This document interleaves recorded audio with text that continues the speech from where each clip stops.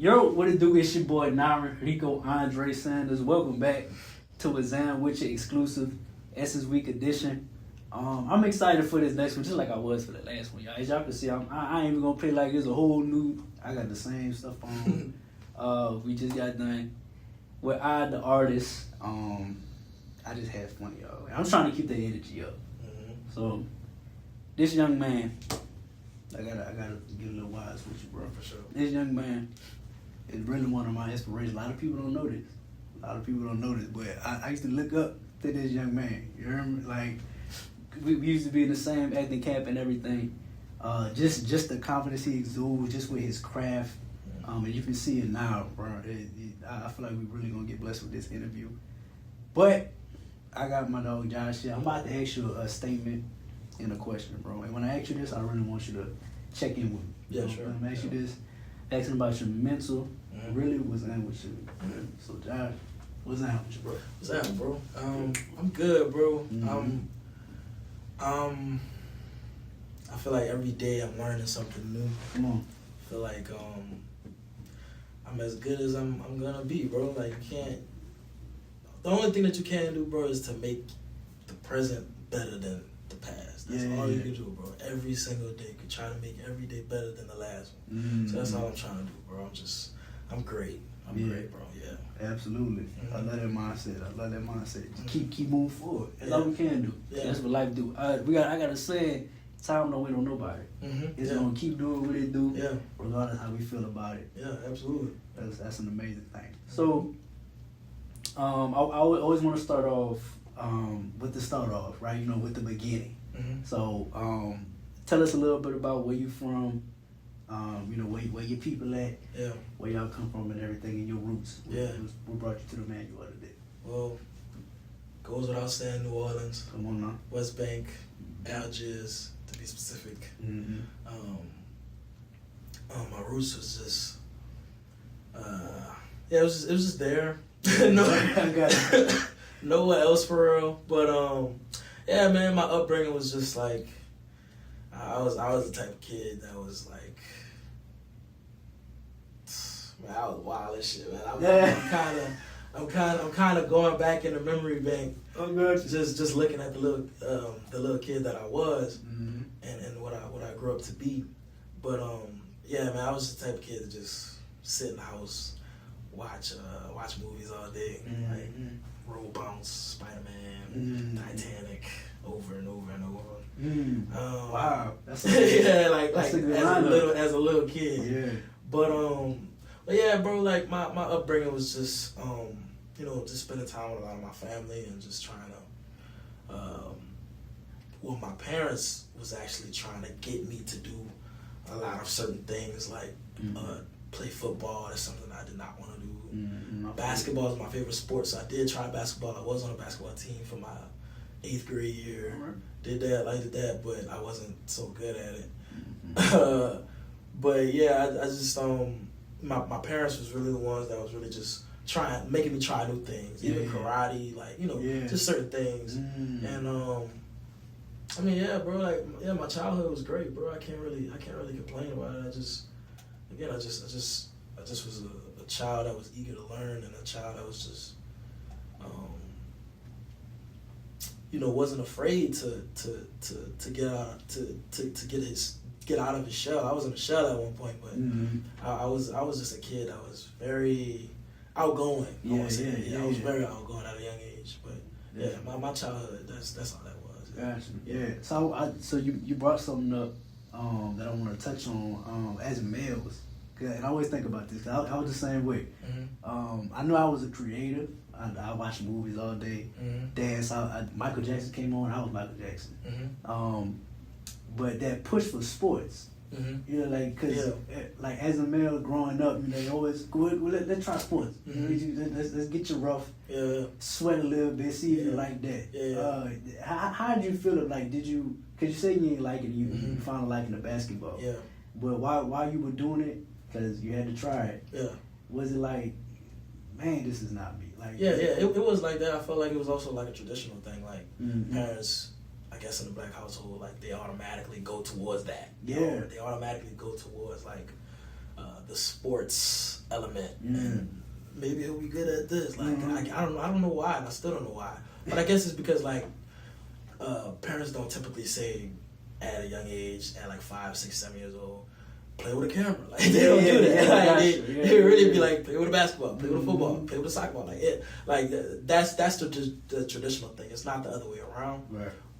But yeah, I did not like that. I did not like that. But they seen that, and it quickly changed. It changed to football, karate. I was doing soccer a little bit, basketball, and then came the performing arts. But I don't want to get into that yet because I feel like you got your own leeway into that. Yeah, but yeah, I mean, you know, like that's how it was. It wasn't like a thing where I wanted to do it. It was thrown on me, and I didn't like that. They know that, but yeah. It's good. I'm glad that they caught it because some parents don't. Some parents don't, and it's to have that support. And once that thing that they wanted you to do kind of didn't stick, and just to be like, okay, well, we'll try something else. And I feel like I'm sorry. I feel like it helped because my dad was he was very tech savvy. Like he was like the tech guru, but like he wasn't like the football guru. He wasn't the basketball. He didn't try those things. Well, he did basketball, but tech was his thing. And so like I feel like if it was the other way around, maybe they would have contained me into that box. Maybe they would have said, "No, you're going to do this. Like you're going to get better at doing this, and this is going to be your thing." But it wasn't like that. So, I say I love that not because they just let you do whatever you want and stuff like that, but I'm saying just that support, like. Because it's Essence Week and we talk about black excellence and everything. Yeah. As black parents, I feel like you don't really see that. It's like, no, you're going to do what I want you to do, how I want you to do it, and if you don't like it, then you have to figure out how to like it. Yeah, that's typically how it is. That wasn't the case. It wasn't the case. That's amazing, bro. And I'm so glad because, one of the reasons why you're here today is because of who you became and everything that you do. Like you said, we'll get into that. Yeah, sure. So you're watching these movies all day as a young kid. Was there a specific moment when you were watching movies or when you made that transition to doing what you actually did? Yeah. When it clicked and it was like, oh, yeah. This is it. I think over time, like, I don't think it was an instant thing, but I think over time, like, I realized, oh, that's what that was. Yeah. So basically, like when they had the DVDs, they had, you played a movie, and they had the extras, which was like the behind the scenes of how they made the movie. And every time I watch the movie, I always go back and see how they made the movie. And like, I was like, oh my God, like that shit is so cool. Like, this is how they made what I just finished watching. Like, you know what I'm saying? Like, that shit was so fucking cool to me. I can curse on it? I'm sorry, bro. You can. I'm going to bleep it out because it's going on radio. Yeah, but try to, like... Yeah. And I was just like, that was so cool to me.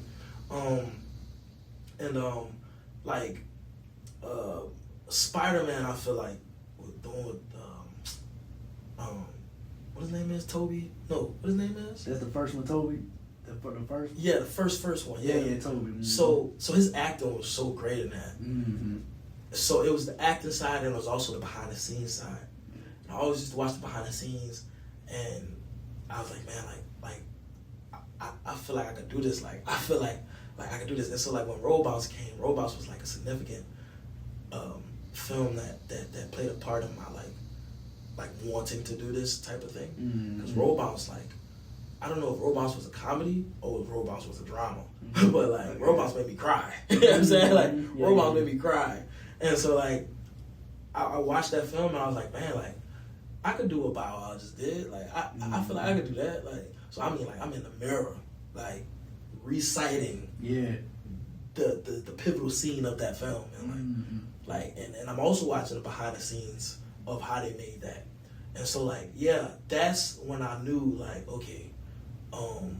Well, actually, that's when I knew that something was up. Like, that's when I knew, like, film was something that I liked doing. Yeah. Like just like I knew, like, football and basketball wasn't it. Yeah. Film was, like, the first thing that was, like something about this thing is gravitating.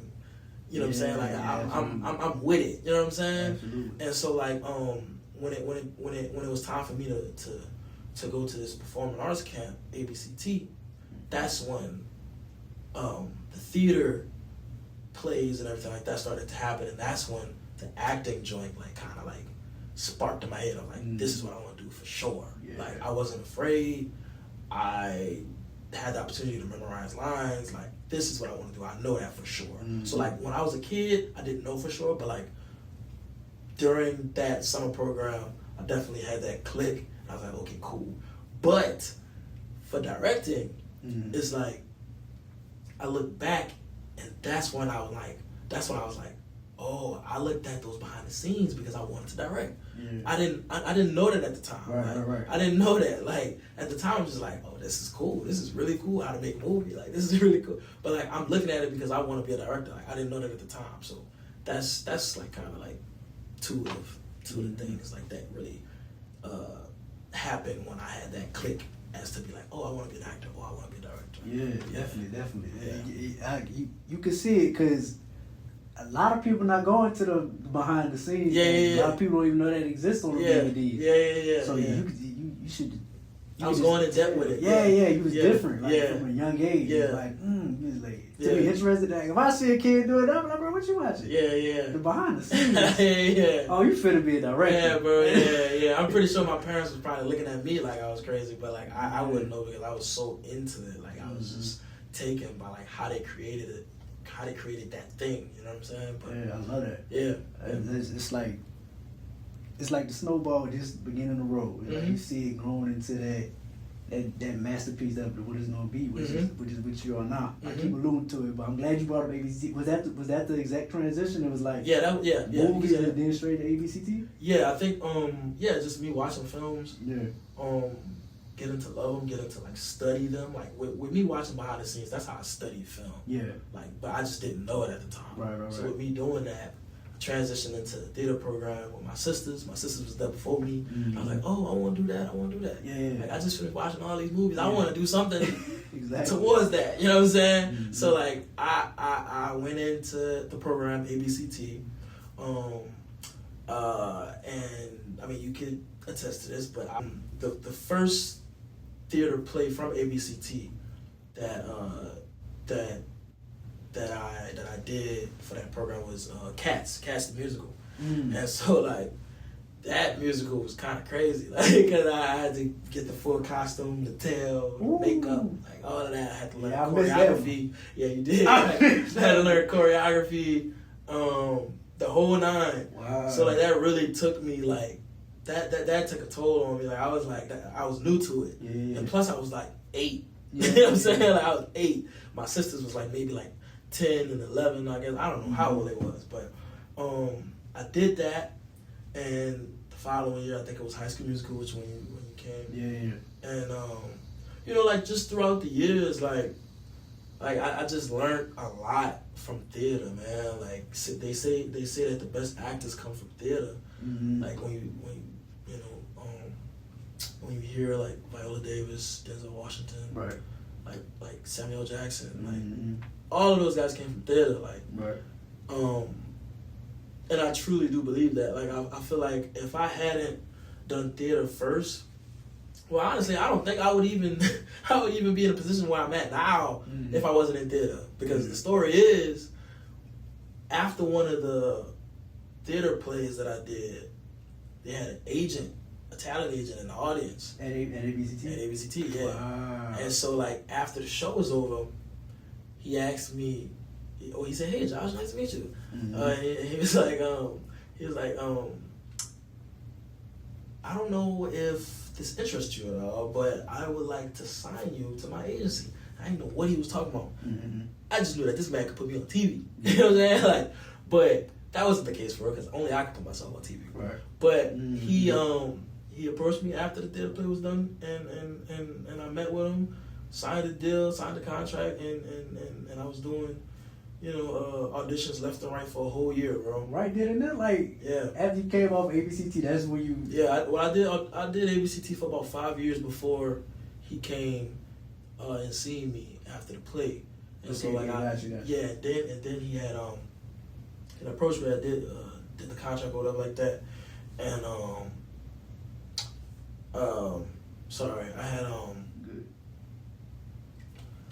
I did like a year of auditions with him, like a year, mm-hmm. and I got nothing but no's. Mm-hmm. Like, and this was the time where like 2K had like that next generation look to it. Mm-hmm. I don't know if you remember that, but like it was like. Oh, this like when they switched over to the. Like when it started to look a little bit more real. Yeah, realistic. Yeah. That like the first generation of that. Yeah.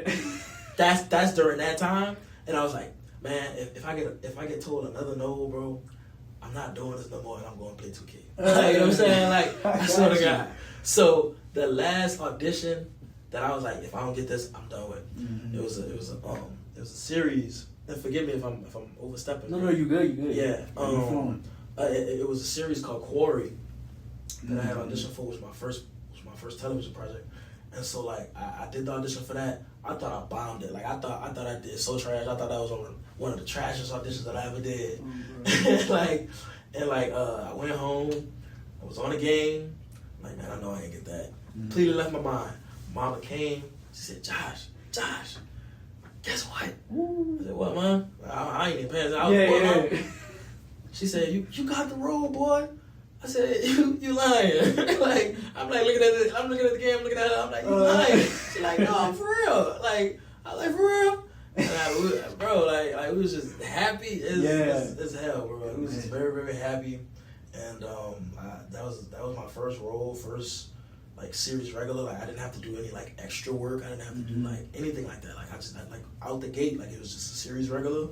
I did like about 7 out of 10 episodes, or 7 out of 8 episodes. I don't know what it was, but that was a fun time, bro. Yeah, that was a fun time. Wow. Yeah, that was the whole trajectory of theater and leading into the film. Got you. So yeah. I'm gonna bring it back to a little bit. I wanna for sure touch on the ABCT thing because we were both there. Yeah, for sure. So High School Musical was right after Cats. I think it was High School. No, I think it was Cats. A play called Old School New School had to be because I was young as hell. Oh, yeah, I remember. Yeah, Old School New School and then High School Musical. Okay, so he was 3 years in by the time I got there. Yeah, I should have. Bro, when I tell you when I hit that campus, right? So that's my first year. Yeah. Getting into acting and everything. Yeah. I'm in my shell. Like I'm not trying to show off. Nah, he was funny, man. Like now I'm remembering, like he was funny as hell. I call it a sense of humor, but I did my audition for because I did my all. Mr. B, you got to audition to get into that camp. Yeah. Did my audition, made it in. I'm like, all right, let me chill. I just wild out.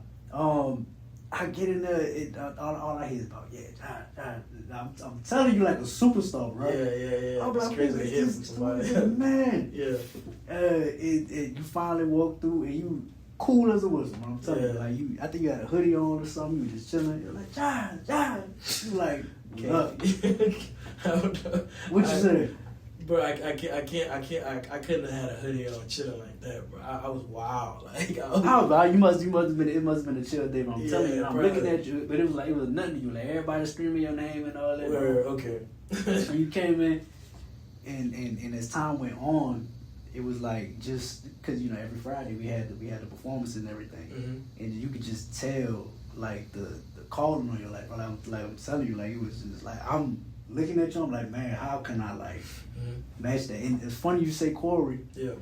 I feel like I was always in like proximity of you because I actually did like background and stuff on Corey. Oh, for real? Yeah. Word. And my mom was looking up. It's always the mom. Mom's gonna be a momager. Yeah. And, you gotta see who you know who gonna be. You might know somebody. Yeah.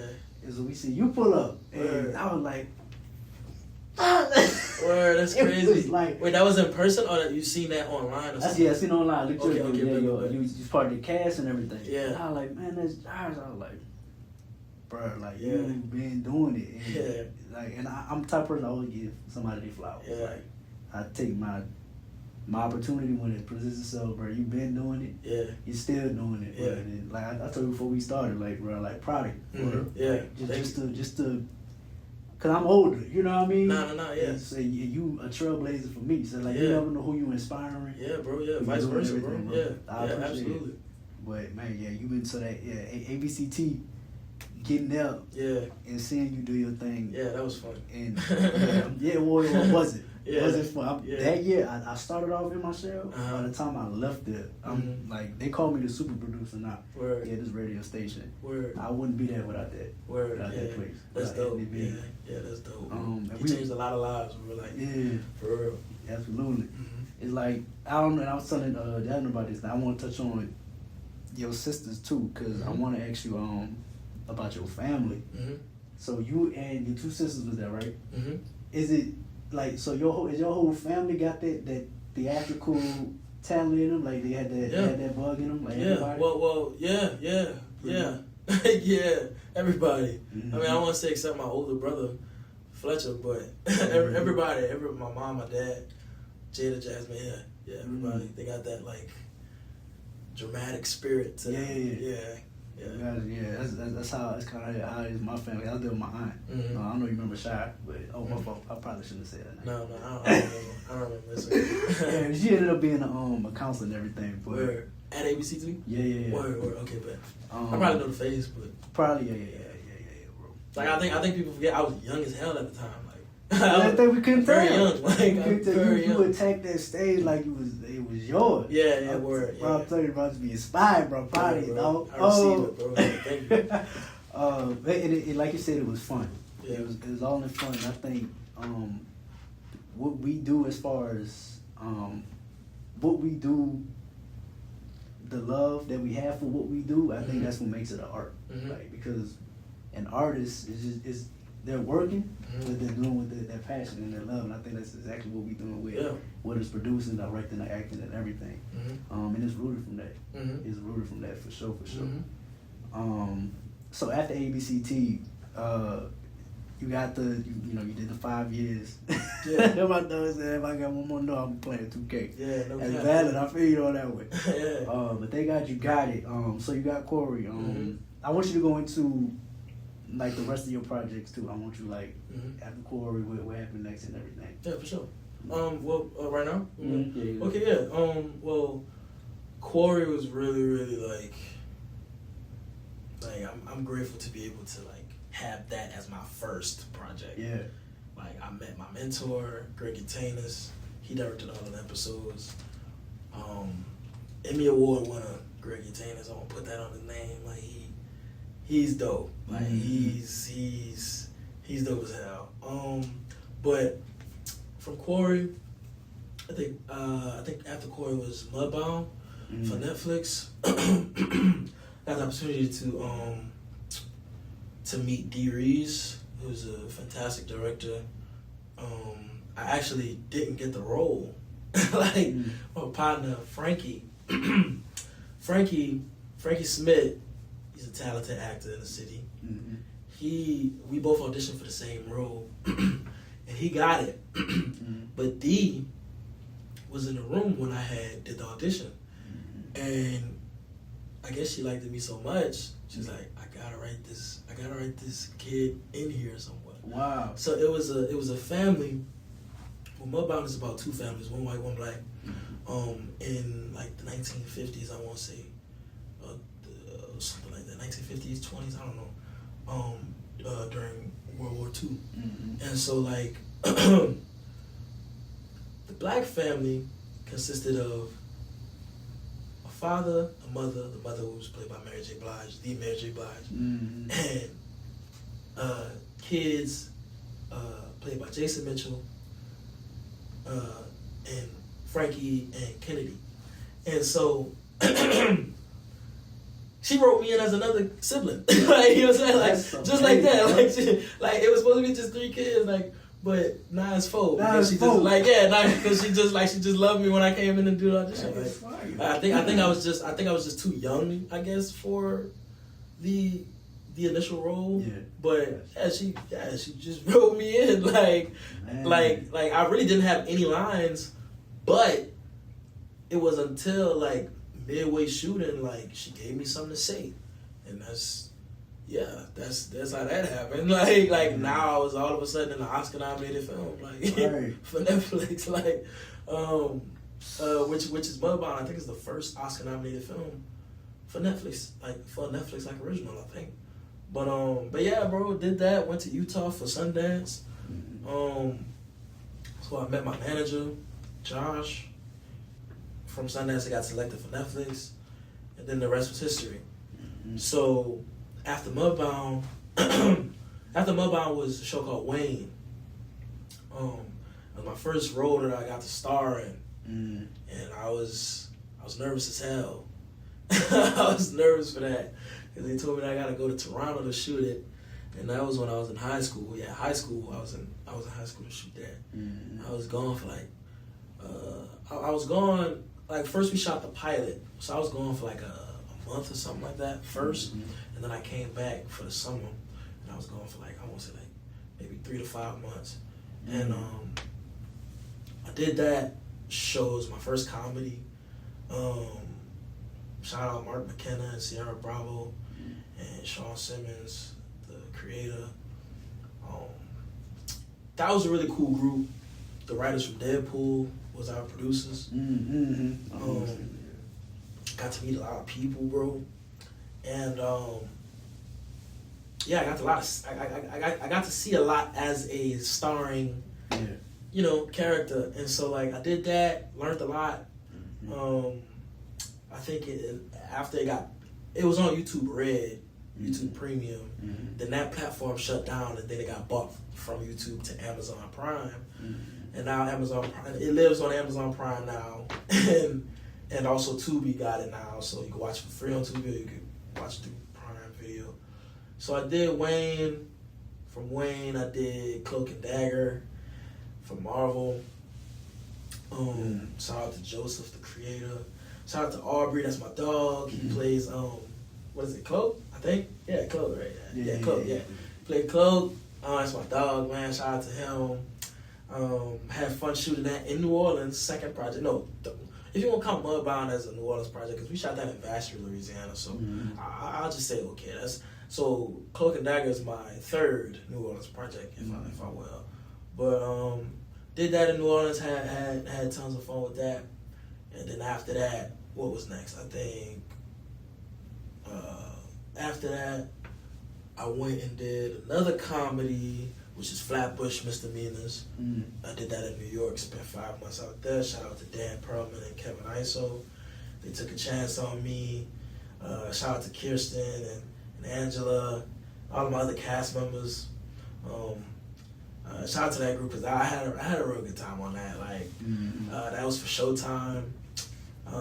I got to play around with that a lot, like as far as like a comedy base thing. Like I got to really like showcase a lot in that comedy realm. So yeah, I played a lot with that, and I had a lot of fun with that.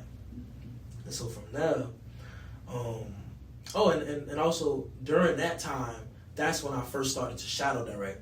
So basically, like shadow directing, all shadow directing is just watching underneath the director of whatever that episode is.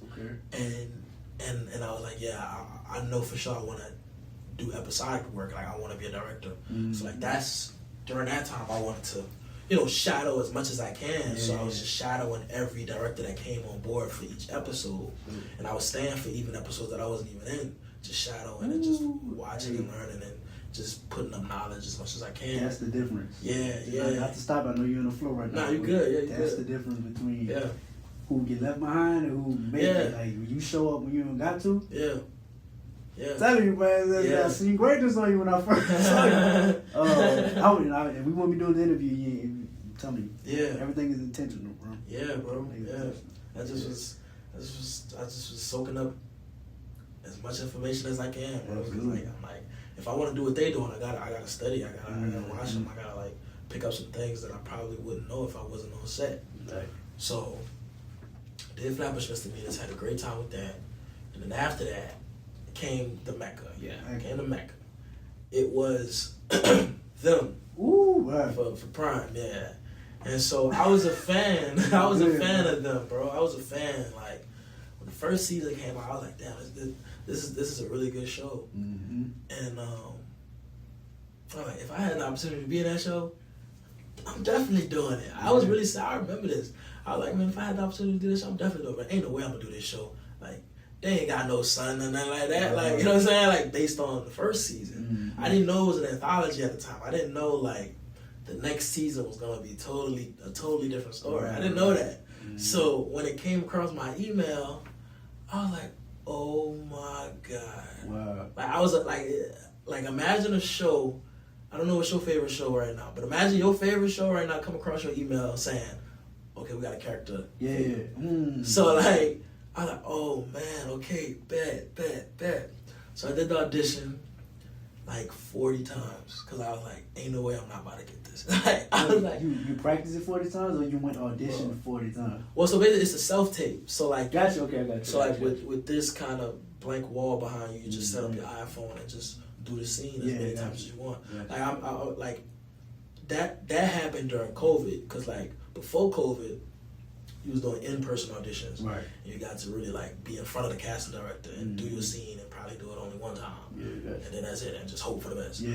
But now what I really do like self-tapes because you get to do it over and over and you get to see what you submitted. You know what I'm saying? And how you submitted it. Yeah. And so like I was doing a scene like over and over and over until I felt, okay, this the one right here. Mm-hmm. And so when I felt like that, I was like, man, let me send that in. I sent it in, got a call back, and I had to meet on Zoom with the creator of the show, Lil Marvin. Shout out to Lil Marvin, man. I love you, bro. Mm-hmm.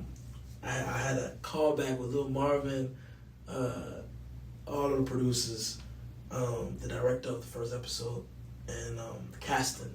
Mm-hmm.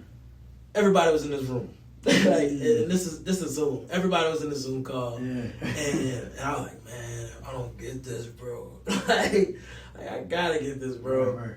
So I did the audition again on the callback.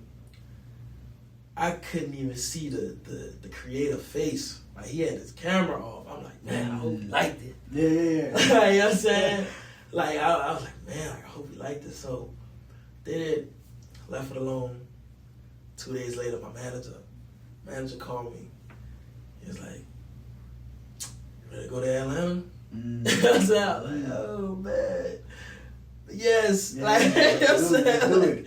Yes, so he told me that I got it. And man, I was excited, bro. Like I was like a kid in a candy shop, bro. Like I was just bro, I don't know if you got a question, but like I can keep going on, but keep going, like I'm gonna ask a question when I got one. Nah, for sure, yeah. Like I was so happy, bro. Like not only because I got a role like again, but it was because of something that like it was a series that I really wanted. You know what I'm saying? Like and it was something that I hadn't gotten to do, like a horror. Like I never done horror before. Yeah. And I know that like with a horror, you can showcase your range. Mm-hmm. And I think I did just that. I don't know if you watched it, but man. And it was crazy is to tell you how much I am a supporter of you. I don't watch horror. Yeah. When I see you was in it, I was like, I'm gonna try it out. But I was hooked. Yeah, bro. I was hooked. Just mama on the sofa. I don't spoil anybody. I ain't watching, but man, bro. Yeah, man. Like, oh, man. That's just the trajectory, but like that's what it came down to. Mm-hmm. Yeah. So that's your most recent. Well, I don't know if I can say what my recent is because if it's exclusive, don't do. I mean, it's exclusive interview, but I mean, cameraman don't do that. Yeah, I'll leave it out. I'll leave it out. Yeah, I'll leave it out. But something coming, that's what you're saying. Yeah, absolutely. Yeah, absolutely. Next year or something is definitely coming. I'll be sad. Yeah. See about doing the cooking. But so I wanted you to kind of get into the dynamic and the shift from that comedy to that horror. You kind of touched on it because you said it allows you to show your range. Yeah. So like, can you kind of like talk more about like how did it push you? Yeah, I feel like with comedy, I feel like you get to, as an actor, as an actor that's really just coming from dramas. Mm-hmm. That's all I was doing was just drama, serious stuff. Right. You know what I'm saying? Like, you wasn't really as free as you can. Like, you just it's just drama. Drama and comedy is two separate things. Yeah. Like, and so like when I got to the comedy part, I'm like, oh, like I seen what my other cast members was doing. Like they was really playing around. They was really like going off script. Like they was really like whatever they thought about. Like if it's funny, then they saying it. You know what I'm saying? Like that's the kind of freedom that you have with a comedy. Mm-hmm. And so like that's one of the things that I love about comedies. And also that's one of the things that I love about watching comedies, right. because like you can tell like what's from the page and what's not from the page. Yeah, like sometimes the actors be going off script and that's what needs to be said. You know what I'm saying? Because they can feel it. And that's what I love about it. Now with horror, it's like with horror you get the best of both worlds. Like okay. like with horror, it's like man like you get to play a psychopath. Like, you know what I'm saying? Like you get to be free and like just expand on like what you used to. And what I mean by that is like with a drama, right? Mm-hmm. I'm doing dramas, but if you think of a character like Batman and the Joker, yeah. I would say that Batman is like that drama. The Joker is like that horror element. You know what I'm saying? Yeah, like, yeah, and so yeah. like Batman is here, but the Joker is like, yeah. You see what I'm saying? Gotcha, so like you get to have that sort of freedom with being in horrors. You know what I'm saying? It's the same thing. So like horror is my favorite genre, and I don't know if I'm gonna be able to ever be a part of a horror unless I write it, and I am writing a horror. But like, but like as an actor, man, horror is the bomb.com. Yeah. like it's the bomb, yeah, bro. Wow, yeah. bro. And it was crazy. I thought it was gonna be flipped. I thought for the drama you was gonna have to like, kind of, cause I don't know. I think of drama, I think of like hystericalness and everything, and then for the horror you gotta kind of like, because let's see. You looked at the camera and you saw the fear in your eye, and I thought you had. You talking about I that you had to like lock in on that fear, but yeah, you said it like it's just you was just flowing in that fear, like you was just. That scene in particular. I don't know if it's the type of podcast where you can play it, but this would be the time to like play it. But I would. like that scene in particular, I remember the creator was just like I was reading it from the page at first, like I don't know if you know this. Well, you probably don't know this, but like as an actor, you don't know what's gonna happen flat out. Like you go see episode by episode, like you read it almost as if you watching it if it already came out. Like you going episode by episode, so you don't know what's happening next. You just read it. Gotcha. So like when I see that part come, I'm like, oh, okay, so I'm gonna be spoiler, but I'm gonna be possessed by this entity. I'm like, okay, bet. I want to see what I could do to it. I want to see what I could, what my interpretation of Edmund is. You know what I'm saying? So like, man, I was up in Atlanta, bro. I was in my hotel, just kind of spitballing these iterations out, like just like, okay, what if I do it like this? What if I do it like that? Blah, blah, blah. Like, and what I did on screen, like nobody was prepared for what I was about to do, bro. Because I was just like. I was like, I'm just letting them have it. And also during rehearsal, I kind of held back on what I was gonna do. Like, so like before we shoot, we got to do a rehearsal. Yeah. Kind of held back a little bit. Yeah. And so like once we was getting ready to shoot, I was like, all right, it's time. Yeah, I get that. It's time. So yeah, so that scene, that scene in particular, ain't nobody was ready for it. But yeah, up there. So I'm hoping. Sound like it was you. I ain't see him. I just seen John. I'm like, oh man, dog, it's all right. Yeah. But that's just a test of your acting and everything. Yeah. And just to shift from acting to directing. Yeah. Because you're doing both. When you're developing a project as a director, what comes first for you? Like the story, the characters, or the visual style? That's a good question, bro. Definitely not the visual style. Because I feel like that's something that's something that you would know out the gate, so you don't really pay attention to that.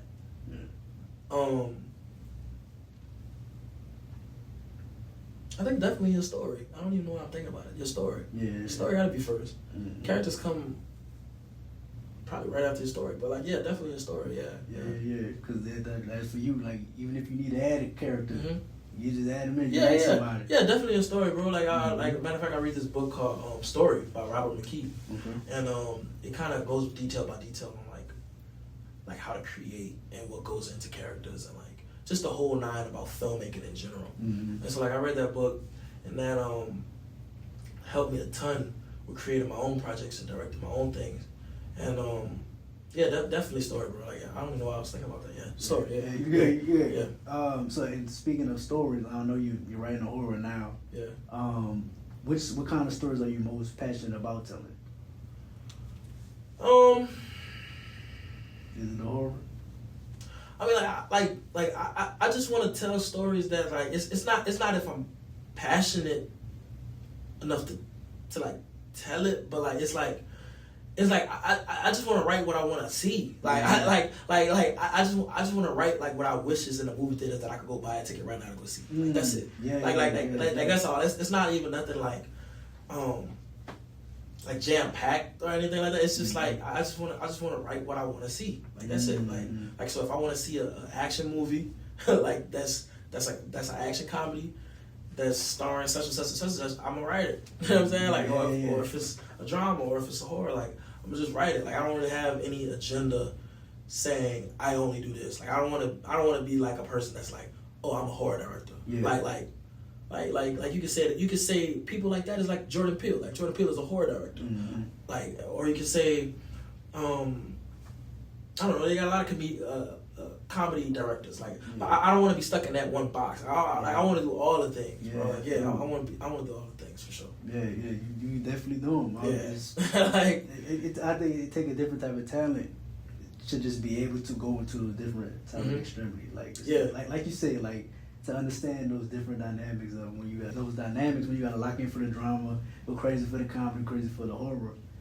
It's talent. Like everybody can't do that. Mm-hmm. And I feel like that comes from like me having a taste for a lot of different genres. Like at an early age, I mentioned I watched Titanic like when I was like under 10 years old, and Titanic is like a 3-hour film. Right. Like people not watching that, especially people that's 9, 8 years old. You know what I'm saying? Sure. So I think it's because like I have a taste in a lot of different genres, and that made me what's the word, like so flexible to do those things, like to do other genres and not just stick to one thing. You know what I'm saying? Like people watch horrors and of course they would only do horror things and stuff. Like I love everything, bro. Like I have a very vast genre, movie, television world in my head, bro. Like I watch a lot of things. Like, you know what I'm saying? Like a lot, but yeah. Are you spiritual? Yeah. All right, I don't want to skate, but I get words. I hear like when you say universe, like I thought of like a not a company. Maybe it is company, but you know, like you just like there's this set thing, production company. I'm getting that. And talking about Universal. Yeah, I was thinking Universal, but like what Universal is, it just came into my it just dropped in there. Okay. I don't know. I ain't saying I'm a prophet, but yeah. No, I feel you. I just felt that, and I just see that. Like just different type of movies, no one whole genre. I feel what you're saying. Yeah. Absolutely. That is good. Yeah. And we're talking about your career. I believe you got so much more to go, but so far. What has been the most rewarding moment of your career? Oh man, dog. The most rewarding moment.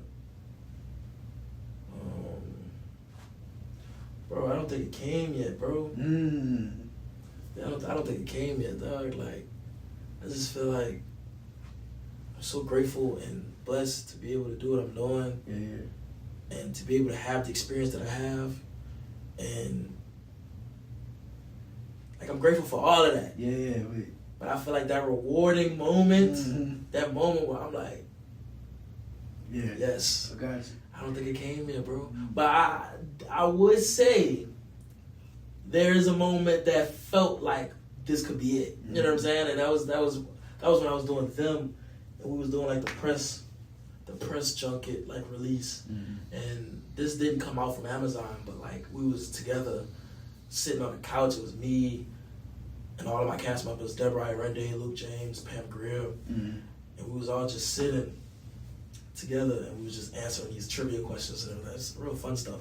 But I was just really looking at everybody, and I'm like, dang, like I'm really a part of this. Yeah. Like I'm like, dang, like this is crazy. You know what I'm saying? Like that was a moment where it felt like, oh, this is it. Like, but the most rewarding moment hasn't come yet. It hasn't come yet, and I feel like it's not gonna come in a long time. Like, well, maybe I ain't gonna say that, but you know, like I know it didn't come yet. It ain't coming. I like that. I like the answer because that just shows hunger. Like I see that ambition. Yeah. You know, that's one I can respect. Like, you're not saying you're not content.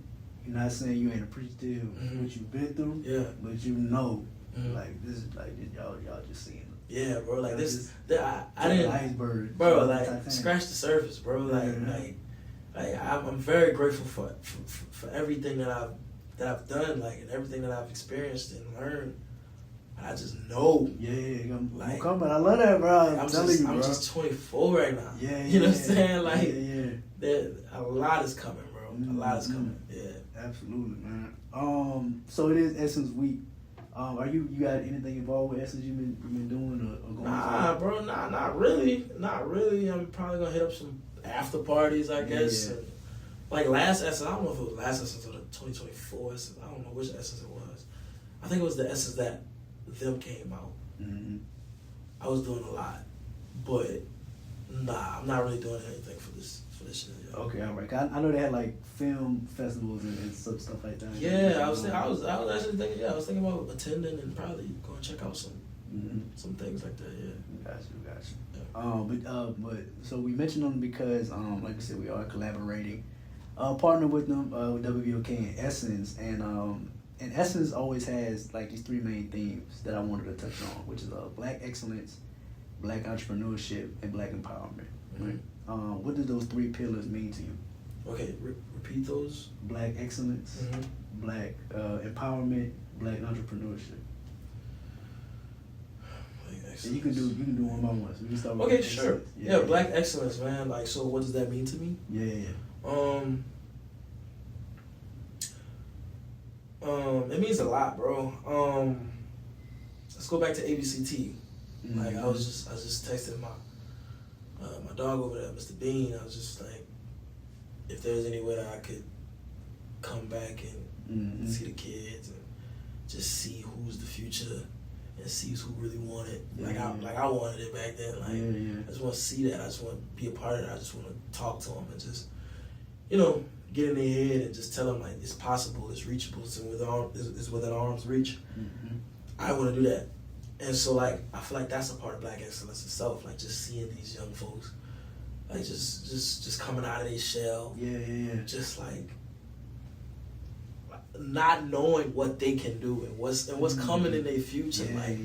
Like their excellence at its finest. Like when I was there, I was excellent. I didn't look at myself as that, but like you know what I'm saying. That's Black excellence. There's tons of like examples of what Black excellence is, obviously. But like for me, I feel like that moment of like me watching those kids, it's a beautiful moment, and it's a beautiful like thing to see. Entrepreneurship. I got my production company, Melanin Pictures, that I'm doing a lot of things under my banner, and so that's really important. I'm still learning on certain discussions on that, but just getting certain IP and just understanding the importance of entrepreneurship and owning your own things and stuff like that. Like you see people like Ryan Coogler, and what he means to the Black film space. Him with his proximity media. That's his entrepreneurship. That's his thing. He owns Sinners. You know what I'm saying? Sinners was such a monumental time, just like Black Panther. Like you know what I'm saying? Like those moments can't be touched. Like with Black Panther, people was coming to the theaters in dashikis. So like that was a moment. You know what I'm saying? That was a moment. Same goes for Sinners. Like that was a moment. Like people wasn't even going to the theaters. Ryan got them back out. Like And he owns that. That's entrepreneurship. And he has tons of things that he's doing. I think he just signed a deal with Netflix. Like that's all a part of entrepreneurship. And so I'm trying to do the same thing, bro. Like with my company, Melanin Pictures. It's very important, bro. And I want to touch on the last thing that you said. What was the last? Empowerment. Yeah, black empowerment. And I think that can, because you kind of touched on it with Black Excellence. Yeah. Well, I'm not speaking for you, but I can see the connection there with the young people. You just want to see who's the future and everything. I'm pretty sure you're going to be there empowering them. Yeah, definitely. Encouraging them. Yeah, that could be under the same umbrella, bro. Like it's like definitely. I feel like like if I'm not going to be the person that gives them a sign that says you can do this, who else is going to do that? You know what I'm saying? Like if I was a part of this program and I've succeeded and I've done things that these little kids wants to do but doesn't really know how, like who gonna tell them that? Like, you know what I'm saying? Like who's gonna tell them that? Because I just wish that I would be able to tell them that. You know, but yeah, that could fall under the same umbrella. Definitely. And also, Essence is about what you see. Though you be touching it, bro, it's that intellect that I could appreciate, because you just be ahead of the game, you ain't know it. If I was about to get into culture, right? You know, Essence is the festival of culture. Yeah. Festival of culture. I'm gonna ask you how film has the power to shape culture and challenge perspective, right? How important is authentic black storytelling in today's entertainment? Oh man, it's very important. Yeah. Bro, there's so many films, bro.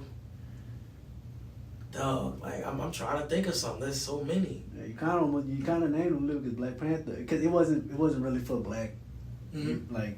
No, it was for black people. Yeah. What was you? The Black Panther, like it wasn't like we overcome and all that. It was like, okay. We can be superheroes too, you know what I'm saying? But yeah. I think there's so many films, bro. Man, dog, like. And then I watch a lot of movies, so like I'm trying to but I guess I could just go older. Like think of somebody, Spike Lee, Crooklyn, Do the Right Thing. Yeah. Malcolm X, like School Days, like they bro, the list goes on and on.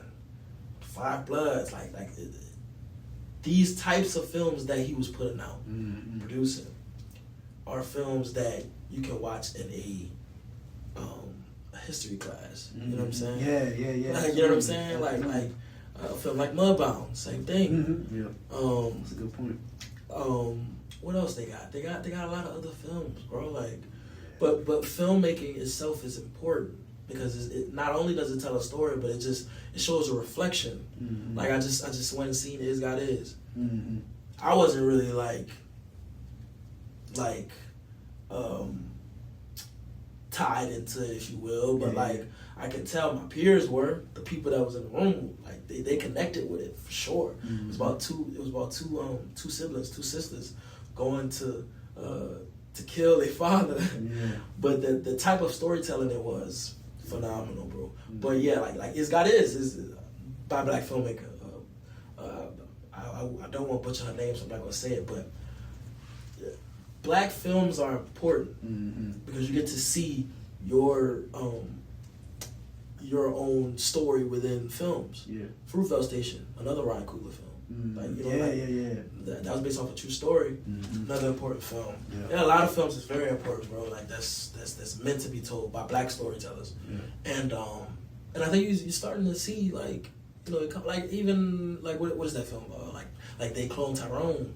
That was a great Netflix film that was like swept under the rug. Right, a lot of people ain't. Like that was great, but like it's important to share your voice. So it's very important to share your voice, bro. So I'm happy to be a part of that, you know. But absolutely. And to feed off of that black representation, you also representing for the city as well. So what is the pride and responsibility that you feel like, you know, you're from this city, and like you said, going to Anthony Bean and everybody, like I'm pretty sure everybody up that's from that city, but seeing they looking at you as somebody from New Orleans who is following their passion, following their dreams. Like what's the responsibility and the pride that you feel like putting on for the city, basically? Oh, okay. Man, I don't look at it as me putting on for the city. Okay. But if that's what I'm doing, okay. Yeah, I got you. But I really feel like I just don't want to let myself down because I know that this is something that I really want that I love doing, bro. Like, and I don't feel like it's coming. I'm never gonna let myself down. Yeah. Just based off of the road that I'm taking, and the things that I'm doing, and the people that I'm connecting with, the conversations that I'm having, I'm not gonna let myself down. So that's the main thing that drives me. I feel like just knowing that like letting myself down isn't an option. Right. You know what I'm saying? I have to do this. Like I have to. Like when I went to the theater program, I didn't know that I was gonna do theater. Like when I see theater, like I never seen a play before except like Medea or something like that. Like theater was never like, even when I went in, I'm like theater. Yeah. You know, like I know exactly what you. You know, like theater, like for real. But like I did it. I took that leap of faith. I did it. I learned something. I learned a lot. like learned how to memorize lines. I learned emotion. I learned staying in character when something goes wrong. Like, you know what I'm saying? Like that was live. You know what I'm saying? Like you can't just leave the stage when you want to. Like that's live. Right. You know. So I learned a lot from that. So like, just I don't think I'm this New Orleans guy. Like I'm putting New Orleans on my shoulder. I don't think of it as that. I just don't want to let myself down. But I appreciate people looking at me as the person that's from New Orleans that's really doing the thing. You know what I'm saying? Like I appreciate that. I'm grateful for that. And it can't be no other way. You know what I'm saying? I'm from here. You know what I'm saying? Like I can't push it off me. But like I'm grateful for that, bro. Yeah, I love that answer, bro. I love that. It's really about not letting yourself down, man. Yeah. So it just with these interviews, I say this when two like-minded intellects, especially of our culture, get together, gems gonna drop. So I'm about to ask you, what advice can you give anybody looking up to you that's trying to follow your footsteps or whatever? He already gave you advice. I hope you caught it. Gems has been dropping out. All them I'm dropping, they ain't in for sure. Yeah. But if you can get like a straight, solid. Just if I give you some advice, get into theater, bro. Like get into theater, bro. And not even just for acting, for directing too. Like and also like if you become an actor yourself, that's also a chance for you to get to learn how to direct actors. Because I've worked with some directors that doesn't know how to work with actors at all. Like you'd be surprised, like. Oh, they're a director, so they must know how to communicate with actors, but that's not the case. Some of the best actors are the best directors. You know what I'm saying? So get into theater, bro. Not just for acting, but for a bunch of other things. Another piece of advice, man, like if you got a hunch for something, do it, bro. Go for it, bro. Don't let nobody tell you that you can't do it. Just do it. And then also if you got that hunch, dig into it. Like fill yourself up with knowledge. Fill yourself up with stuff that you probably don't want to even look at. You know what I'm saying? Like if you say something like writing, for instance, you would say something like, I like reading, but I don't know if I can really do writing. Dig into that. Like don't tell yourself, don't put one thing inside your head that's leading to yourself like not doing what you have that hunch for. You know what I'm saying? Like if you want to write, dig into writing. Dig into what writing is. Dig into the books like story from Robert McKee. Dig into different things that would enhance whatever it is that you want to do. If it's writing, if it's directing, acting, producing, dig into that. Don't let and also don't let just one thing. Don't like if you want to be an actor, don't just act. Like write too or direct too. Like just put multiple hats on so you can be able to be a better whatever the thing is that you want.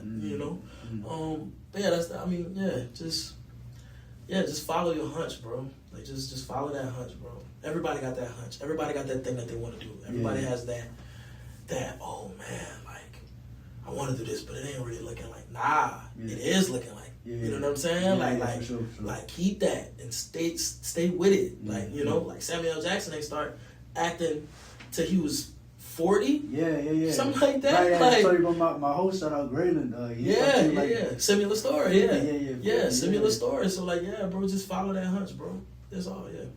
That's amazing, man. Yeah. But I appreciate you for real. I feel like this is a long time due. Yeah. Talking with you, bro. I appreciate you dropping the gems, coming by, just chopping up with me. Nah, for sure, bro. You doing your thing, bro. All y'all doing your thing. Thank you, bro. I appreciate you for inviting me. Grateful. Yeah, bro. Yeah, just hit me anytime, bro. Absolutely. So before we go, I want you to tell them how they can follow you on socials. You got a stage name? You go by that. Joshua J. Williams is my stage Come on now. I don't even know what the J is, but that's my stage name. If you Google me, that's what's gonna pop up. I love it. Yeah. But but tell them where they can follow you. If you got any, I know you got some exclusive under the wraps things coming up. If you got anything that you can't talk about coming up, let them know. I mean, just to let everybody know, like, I do have another series. I do have another series that's in development. That's probably coming out this month in July. That's like the announcement is coming out in July, not the actual thing. Mm-hmm. Another series that's coming out next year that I can't talk about for real, like on camera or anything, but I can let y'all know. Afterwards. But yeah, you can follow me on Instagram. I really go on Instagram. I have Twitter. My name Josh for everything, but yeah, my name Josh. Yeah, my name Josh. Yeah.